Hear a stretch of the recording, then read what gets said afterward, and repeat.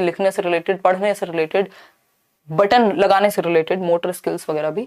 Dash is not a principle of inclusive teaching, यानी निम्नलिखित में से कौन सा समावेशी अध्यापन का सिद्धांत नहीं है। नॉट समावेशी मतलब एजुकेशन फॉर ऑल, सभी के लिए शिक्षा, चाहे बच्चे को कोई समस्या हो नहीं हो, सभी के लिए। गिफ्टेड बच्चा भी एक ही सिस्टम में पढ़े और नॉर्मल या स्पेशल बच्चा भी जिसको कोई समस्या है, यानी हर किसी के लिए शिक्षा के सिद्धांत के खिलाफ है।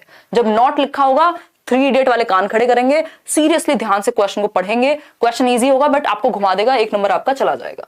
देखो प्रिंसिपल पे आधारित होती है इक्विटी के, समता के, है ना। अभी जैसे हम कल देख रहे थे, सीटेट ने कहा भैया 50 मिनट एक्स्ट्रा मिलेंगे उन बच्चों को जो जिनको कोई भी दिक्कत है, जो पर्सन्स विद डिसेबिलिटी है। अब कोई कहे जो हमें तो नहीं मिल रहे 50 मिनट, इनको 50 मिनट एक्स्ट्रा दे दिए, तो किस इक्वालिटी के माध्यम से? नहीं, इक्वालिटी तो ये हो गई सबको बराबर टाइम दे दो। अब किसी को समस्या है उसको भी बराबर दोगे तो उसके साथ तो आपने जागती कर दी, मतलब खराब किया। तो ये इक्विटी का प्रिंसिपल है कि हम रिजर्वेशन की बात कर रहे हैं या फिर हम एक्स्ट्रा टाइम देने की बात कर रहे हैं, क्योंकि उनकी नीड को समझ रहे हैं हम बच्चे की। ठीक, तो इक्विटी का प्रिंसिपल तो सही है। यहाँ पे नॉट पूछा, गलत क्या है? सेग्रीगेशन एंड लेबलिंग, ये बात आप बिल्कुल सही कह सकते हैं। नॉट जब भी लिखा है और नेगेटिव बात पूछ रहा है, यानी सेग्रीगेशन, पृथकीकरण, और लेबल लगा दो, अरे ये तो फलाना है, आप किसी बच्चे को अंधा कह रहे हैं, किसी बच्चे को कुछ और कह रहे हैं, मतलब ऐसे लेबल करके आप शब्दों को यूज कर रहे हैं, तो वो खराब है। सेग्रीगेशन क्या है? अलग, अलगाव, इनको अलग स्कूल में पढ़ाओ, है ना। जो बोल नहीं सकते, मूक बधिर हैं, उनको कहीं और ले जाओ, नॉर्मल स्कूल में नहीं पढ़ाएंगे, ये सेग्रीगेशन है। और segregation is against the law of nature, प्रकृति के नियम के खिलाफ है। इंक्लूसिविटी का जस्ट ऑपोजिट है सेग्रीगेशन। ये याद रखिएगा, जब भी इंक्लूसिव की बात हो और नॉट लिखा है तो सेग्रीगेशन सही है, और नॉर्मल केस में सेग्रीगेशन बिल्कुल दूर भाग जाएगा जहां सेग्रीगेशन दिखे और इंक्लूसिव एजुकेशन लिखा हो।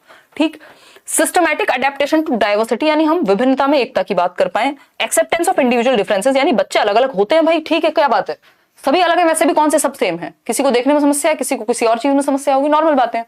तो B option is the right answer, क्योंकि वही गलत है और जो गलत है वही सही है, क्योंकि पूछा ही गलत था।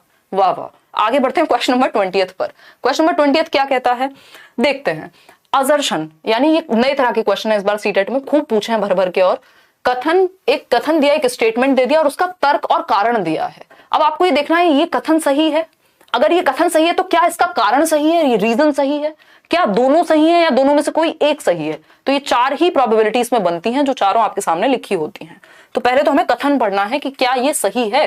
Children belonging to the potter family community learn conservation of mass earlier than conservation of number, यानी वो बच्चे जो कुम्हार समुदाय से संबंधित हैं, जिन्होंने वो बर्तन के आकार को बचपन से बनते हुए देखा है, तो उनको जो क्वांटिटी ऑफ मास होगा, कंजर्वेशन ऑफ मास होगा, वो जल्दी समझ में आ जाएगा नंबर से।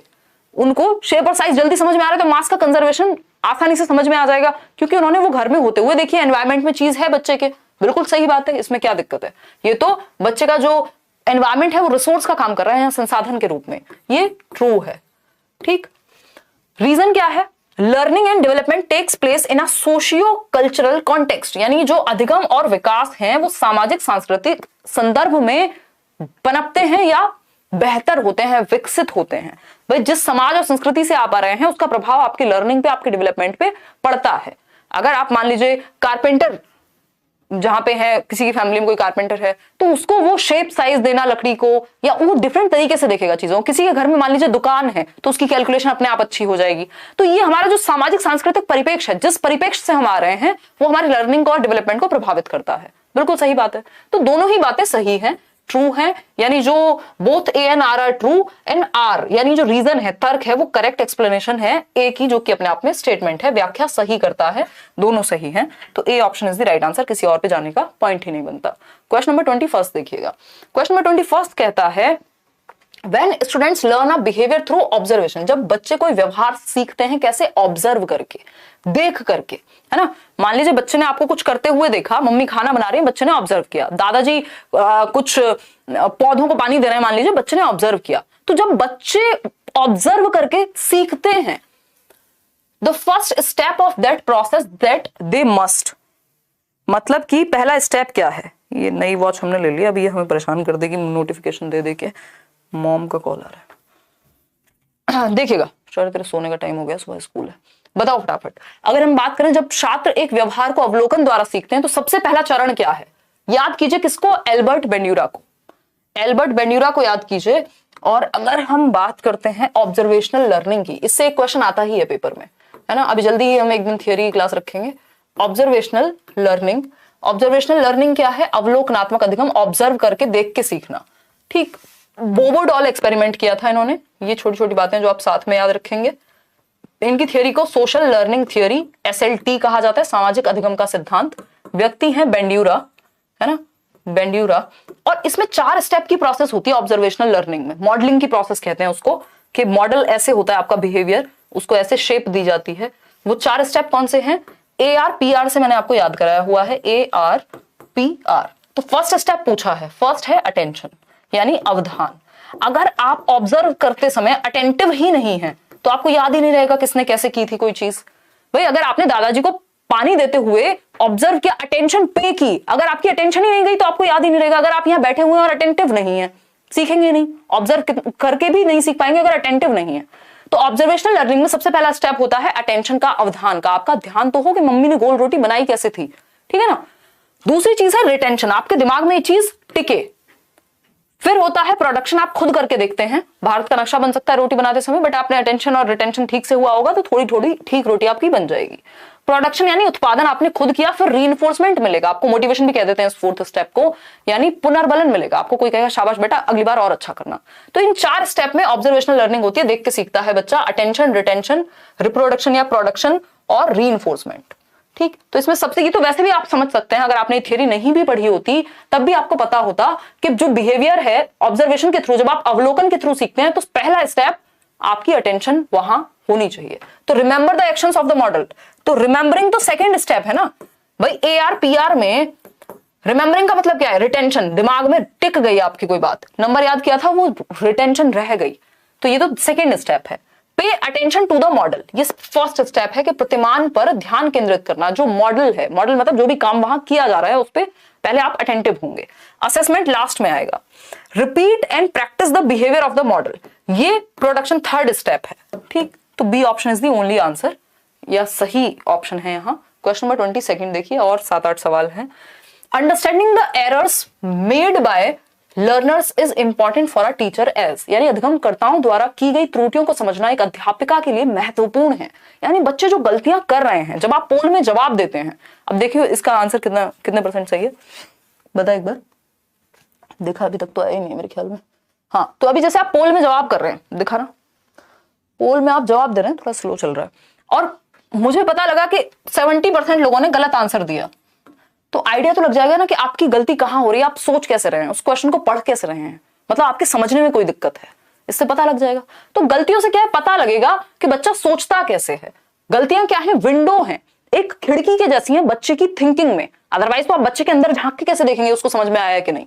तो जब वो गलती करेगा या फिर आपने उसको कोई काम दिया, टेस्ट लिया, तब तो पता लगेगा कैसे सोचा है।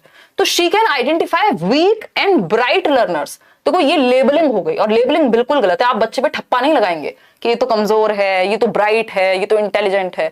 गलतियों का मतलब ये नहीं है कि आप किसी को चालाक या अच्छा बच्चा कहेंगे, किसी को बुरा कहेंगे। गलतियों का मतलब है कि आपको इंप्रूव करना है बच्चे को, और बच्चे को भी अपने आप को। ठीक, she can understand the learners through out thought process, यानी वह अधिगमकर्ताओं की चिंतन प्रक्रिया को समझ सकती है। टीचर अगर उसको बच्चों की गलतियों का पता हो कि बच्चे सोचते कैसे, तो वो अगली बार तरह तरह के एग्जाम्पल देके डिफरेंट मेथड से समझाएगी, अपनी पेडागोजी भी अच्छी कर सकती है।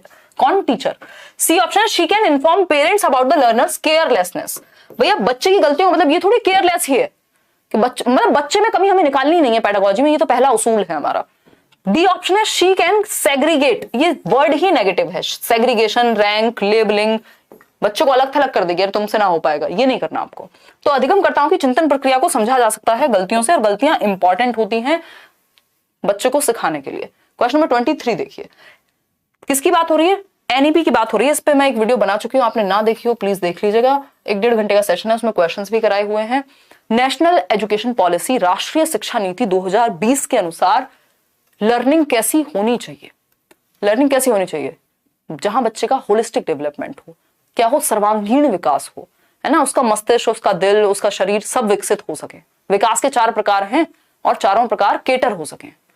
पोल सही दो भाई शौर्य, आज तो तेरी बहुत कंप्लेंट आ रही है, तू इतने दिन से आया नहीं ना, नाराज है लोग तेरे से, इसलिए कह रहे हैं ऐसी बातें।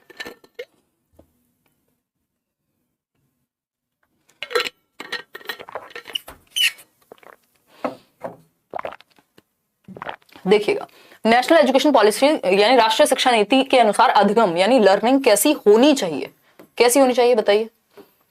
कंटेंट ओरिएंटेड यानी सिलेबस विषय वस्तु अभिमुखी, तो फिर तो रटवाएंगे आप, एक्टिविटी कहां हो रही है ये? टेक्स्ट बुक सेंट्रिक, अगेन आप रटवाने की बात कर रहे हैं, ये तो रोट लर्निंग हो गई।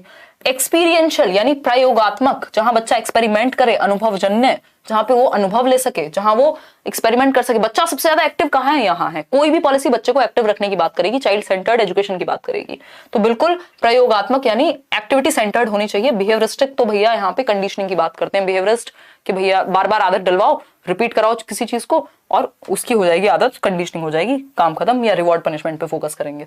तो सी ऑप्शन यानी एक्सपीरियंस